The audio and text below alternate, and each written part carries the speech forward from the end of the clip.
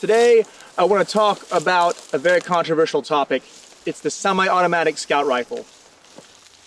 Hey there, welcome back to On the Scout. I'm Don.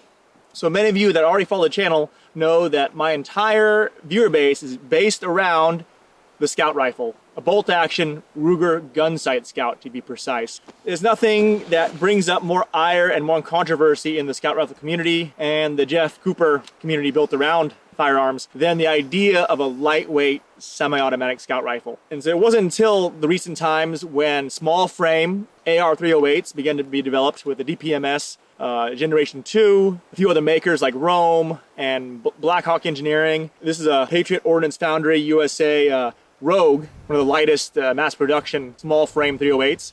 And it was soon followed by the Ruger SFAR. So this video is part talking about the concept of the semi-auto scout and a review of my particular POF Rogue and how heavily customized it is now. Like, this is clearly not the factory Rogue.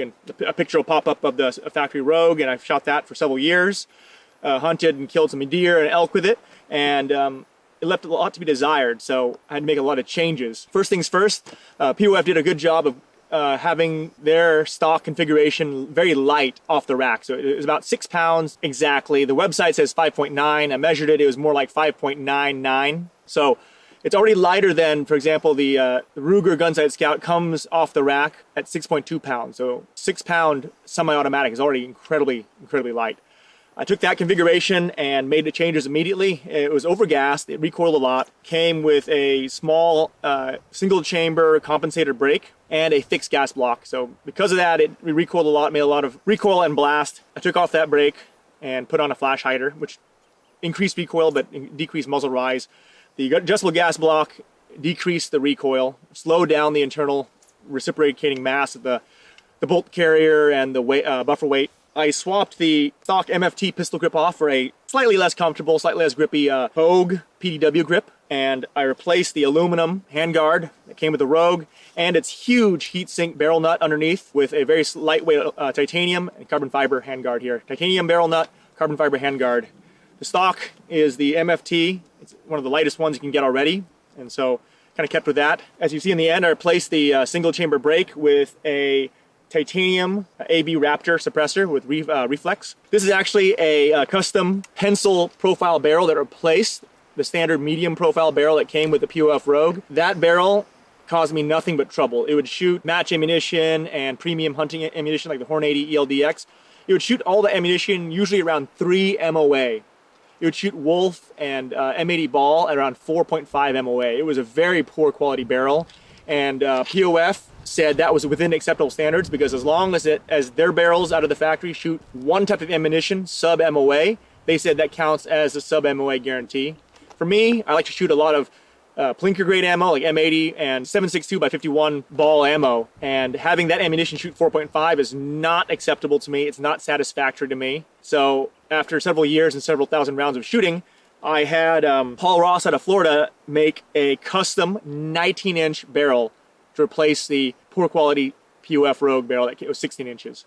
So this 19-inch barrel it goes under the suppressor as a reflex suppressor. It adds 3-inch barrel length to the standard POF Rogue, and it saved me 2.5 ounces. So all in all, this rifle here as configured with no optic is only about 5.5 pounds, and no suppressor either. So I managed by pouring thousands of dollars of money and effort into this rifle, I decreased it by 8 ounces. So that's kind of the ultralight mantra, right? The more weight you save below a certain threshold, the more money you're going to end up spending. The optic on here right now is a Discovery Optics 2-12. It's one of the lightweight optics. It's only about 17 ounces, and it's on a Night Force aluminum and titanium mount. See the titanium bits right there? It's gray, so you know it's expensive, and the rest is aluminum. Right now, there's also a Magpul vertical grip on it. I kind of put this on here to do a few closer range drills. It's kind of nice when you're doing a few follow-up shots, but I usually don't run a foregrip on this rifle because it's just nicer to have less weight and also kind of a slim, snag-free handguard. So that's the rifle as is. The Scout rifle concept necessitates the optic be a long eye relief. This is not a long eye relief optic. It also necessitates ammo stored in the rifle. There's no way to store ammo in this rifle as right now. And it also necessitates a built-in bipod. I have a lug for a Spartan bipod. It's kind of a heavyweight Spartan. This is a 13-ounce Spartan bipod. It kind of mounts like a bayonet. So the quick disconnect bipod from Spartan does add a lot of weight to this rifle. There's also a smaller Spartan bipod. I run that sometimes. It isn't as effective and stable for shooting for groups. So I have this larger Spartan that is kind of a balance between stability and lightweight in this rifle. So a few years ago, I watched another gun tuber. He made a video called the Scout 2.0, and he made a lot of points that I agreed with and a lot of points I disagreed with. One of the points was that the semi-automatic rifle is kind of more leaning towards gun culture 2.0, whatever that means, leaning towards more sport shooting, more competition shooting, more just shooting for fun. That gun tuber made a video and built a Aero M5 rifle as light as one can really do, just kind of off the shelf with the larger frame AR-10 using just whatever parts he found. And he made quite a heavyweight AR-10 and put another LPVO and called it a day. He said he declared that a standard recce style AR-10, the Scout Rifle 2.0. I disagree with that idea of it, but it's my interpretation of a general purpose or Scout Rifle with an AR-10. As you can see, a lot of work went into making this rifle as light as possible, from the optic to the suppressor to the bipod to every single part's choice, and it all started with the POF receiver. So this is my attempt, you can take it or leave it, of a lightweight semi-automatic Scout Rifle. So let's go take it and shoot some and see the advantages and disadvantages of having an ultralight semi-automatic.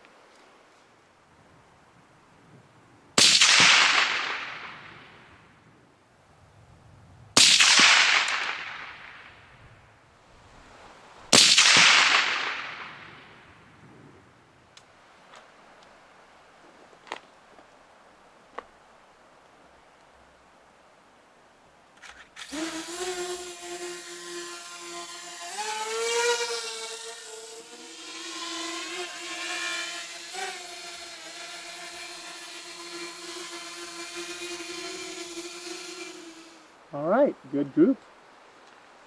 Beats walking.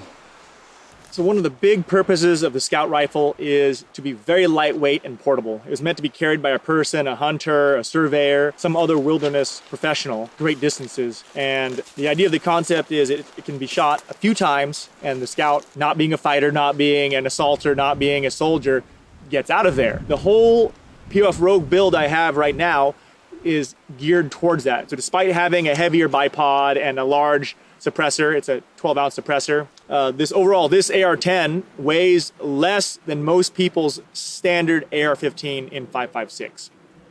So one of the criteria of the Scout Rifle and its optic is that it must be able to hit a 4-inch target from high ready in about 1.5 seconds. So, classic snapshot drill set up for you all. Let's run the Rogue Scout through its paces. The big advantage of a semi-auto over a bolt action is I don't have to run the bolt. It's gas powered, it runs itself. All right, shot timer to measure the results.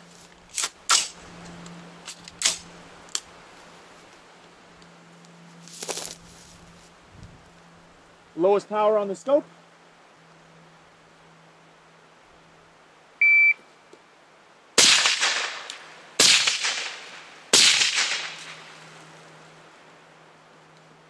Three shots to destroy those.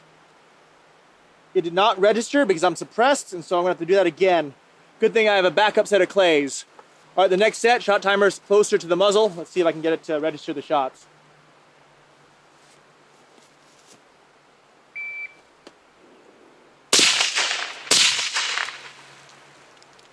That was a better run. And again, yeah, there's not enough decibels out of this rifle to measure the shots. The times I just did for the first run and the second run will appear in post right here.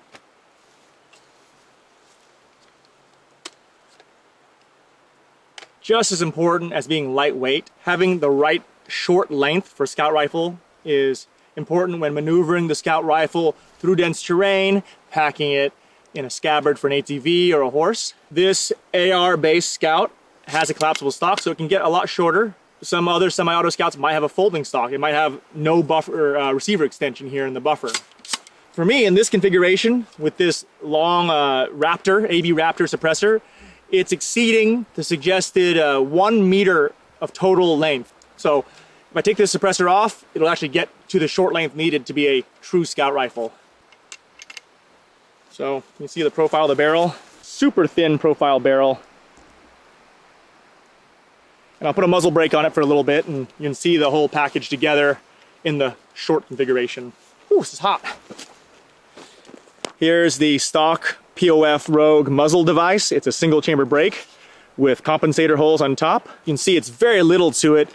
It doesn't weigh much more than a thread protector. It's a really cool device POF came up with for their lightweight AR-10 build. I replaced their standard barrel jam nut with an even lighter weight jam nut to save even more grams when I want to run my Scout in a shorter, more lightweight configuration here.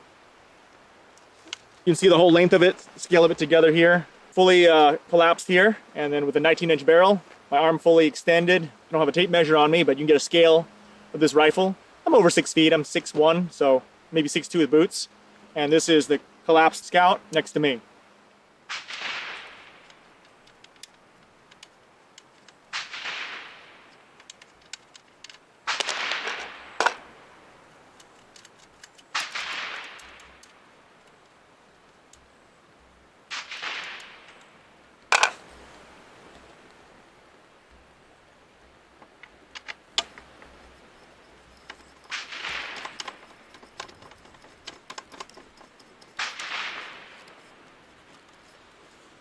The next most important criteria for a Scout rifle is an optic with a longer eye relief. This optic, Discovery 2-12, doesn't really have good eye relief. It sits around right here, about 4 inches at 2 power. And when dialed up to 12 power, I have to crawl the scope just a bit more, maybe 3.5 inches right there. That's the perfect focal point there. So this optic does not fulfill the eye relief category for the Scout rifle. From the 60s and onwards, Jeff Cooper proposed that the Scout rifle should have a really long eye relief. That way the rifle can be fired from a variety of positions quickly and not give the user scope eye. It should have a generous eye box. A Scout rifle is going to have really generous eye box. You can really find sight picture from most positions behind the optic. This Discovery, it has an okay eye box. The Scout scope has a huge eye box, and that allows really unconventional shooting off camber at an angle, then crawling into weird positions. And the long eye relief would, especially with a 308 like this rifle, would prevent scope eye. The next category is caliber and power. 308 is the preferred Scout rifle caliber. It still is, even from the 60s, 70s, 80s till present day. 7.62 by 51, 308 Winchester is a very common caliber. You can find it anywhere in this country. You can find it anywhere in the world. And you can train very inexpensively with kind of de-linked machine gun ammo through a semi-automatic or a bolt-action rifle, if the rifle can shoot it well. 308 Winchester has a few advantages over 5.56. A lot of states in the US, you can't shoot deer or elk with anything less than 6mm or higher than 5.56. And the Scout rifle fulfills that category, and this POF Rogue is no exception. It's chambered in 308 Winchester. The accuracy criteria of a Scout rifle, it isn't supposed to be a sniper rifle. No matter what Garen Thumb's video said, the Scout criteria, the Scout specs called for a rifle that shoots 2 MOA or better. So my other main rifle, the Gunsight, the Ruger Gunsight Scout, shoots only like 1.5 inch groups with most good ammo. And the POF Rogue out of the box shot very poorly. It's one of the worst shooting rifles for $2,000 I ever spent. Huge letdown, and it's probably one of the big reasons why the POF Rogue never really took off. And POF never really acknowledged that their barrels were low quality, and they never acknowledged that their choice for 1-8 twist for the POF Rogue was a very poor decision. So with this Paul Ross aftermarket barrel, pencil profile barrel, I had him make it 1-10 twist, which is a normal, sane amount of twist to have with 308 Winchester. And this, despite being a pencil width barrel that is about as thin as a M1A or M14 GI spec barrel, it gives me 1.5 inch accuracy, very similar accuracy to the Gunsight Scout, which for me is enough. It's enough to reach out and shoot targets out to 500 yards, which is really kind of the practical maximum range a Scout rifle or general purpose rifle can get with most lower power optics. So to demonstrate to you all the parts that make a Scout rifle, I'm going to do an old Cooper drill from the Art of the Rifle. It's called the Rifle 10.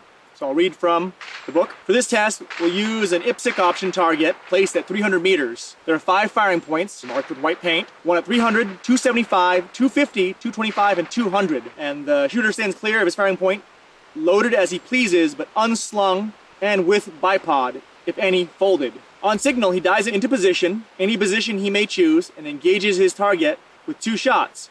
After which, without signal, he is free to sprint forward to the firing point at 275 and fire 2 shots, 250 for 2 more shots, 225 for 2 more shots, and all firing positions are freestyle and the shooter reloads without signal. After firing his pair at 225, the shooter must move to 200, where he must fire his 2 final shots standing erect. And the time is taken from his starting signal to his last shot.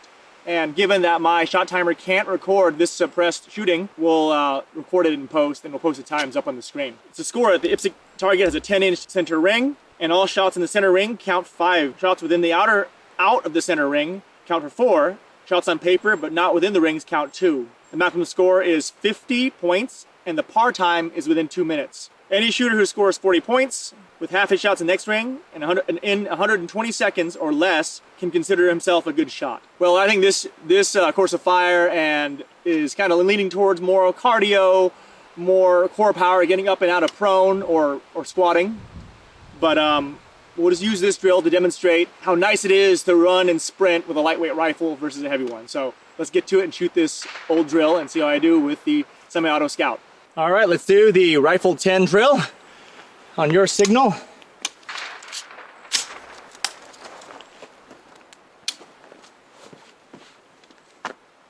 Shooter ready? Ready?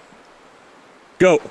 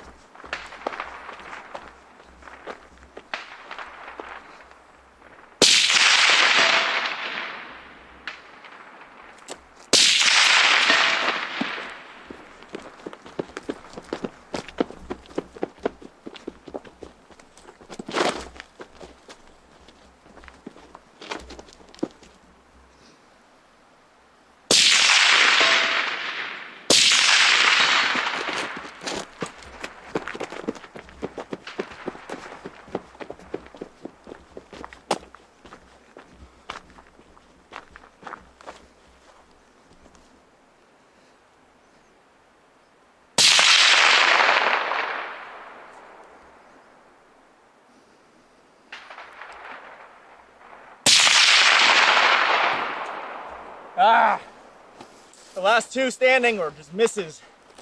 Got 8 of the 10 though.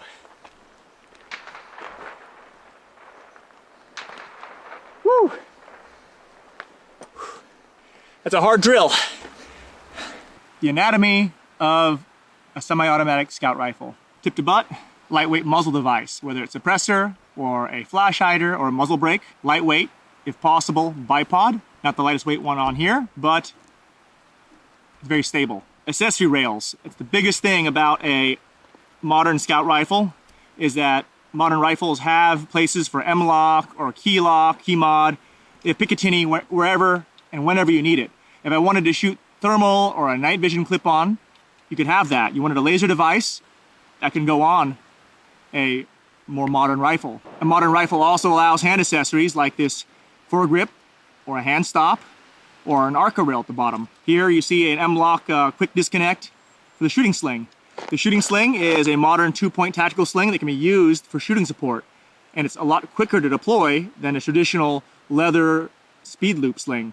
Here is a medium to low power optic. It's a 2-to-12. It has parallax, it has MRAD, and it has quick thumb turrets that are locking for field use. There's a scope cap, which is also anti-flash. I don't have the rear scope cap on. It needs a rear scope cap. I want to have a lighter weight, more compact optic. The flat top Picatinny on top allows me to put on a prism optic like this Vortex with a piggyback mount. So that fills the place of the Scout Rifle's backup irons. The magazines, I can have a long magazine for high capacity, or I can have a short, maybe 10-round magazine that's more slim and less snaggy. A modern Scout Rifle is going to have a user selectable pistol grip. Here I have a very slim, lightweight grip. If I wanted a vertical marksman grip, that can be easily unbolted and bolted right on. This modern Scout Rifle has aftermarket triggers installed. It has anti-walk pin plates here. And so inside is a Timney 4-pound trigger. If I wanted to be closer in line with the Cooper spec, I could take that off and put on a single stage 2.5-pound Timney and have a more lightweight marksman's trigger. Here, really optional, but more for long range shooting, I have a bubble level bolted on the Picatinny and the adjustable length of pull with a collapsible stock that allows the rifle to be more compact when carried and also allows me to adjust the length of pull to what is desired and needed at the moment. That's the anatomy of a modern semi-auto Scout Rifle. So in conclusion, that's my show and tell of my customized POF Rogue. Some more on the review side, a few quirks about the Rogue platform that are universal in all Rogues. The POF Rogue Revolution uses a proprietary slightly longer buffer tube to make up for the fact that the receiver is stretched out for 308. Another thing that is inescapably annoying for the POF Rogue Revolution platform is that when you go prone and try to use your magazine as a monopod, there's so little space between the upper and lower that the bolt carrier group actually starts to cut into the plastic of the magazines. And maybe you can focus, maybe you can't. But the bolt lugs of the BCG begin to gouge into the magazine. And if one were to apply a huge amount of pressure down on their magazine as a monopod, it will actually jam the mechanism of the Rogue and you'll induce a malfunction. Another quirk of this rifle was that the upper and lower, the spec isn't very tight, so they're very loose. So inside my Rogue, to make it less wobbly and feeling like a AK, I had to put a AccuWedge lower receiver spacer inside to help tighten it up. It still isn't perfectly tight, but it's better than it was stock. I'm not sure if new Rogue suffered from this, but this older vintage Rogue really suffered from rattly AR syndrome. Didn't really feel like a precision instrument. Another interesting drawback about my rifle, my sample of one, is that on the bolt lock back, no matter what charging handle I use, when the bolt does lock back in an empty magazine, the charging handle always kicks back and kind of touches me in the lip. It isn't really hard or painful, but it is interesting that something about the mechanism of the Rogue, maybe the little roller bolt carrier lug, maybe hits on the inside of the charging handle, but it always boops back.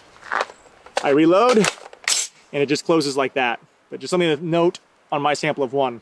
Thanks so much for watching the review of the POF Rogue. Don't forget to like and subscribe, hit the notification bell. Please join me on Patreon. Niche content like this that doesn't have a lot of reviewers on GunTube going over it is funded by the generous patrons of Patreon.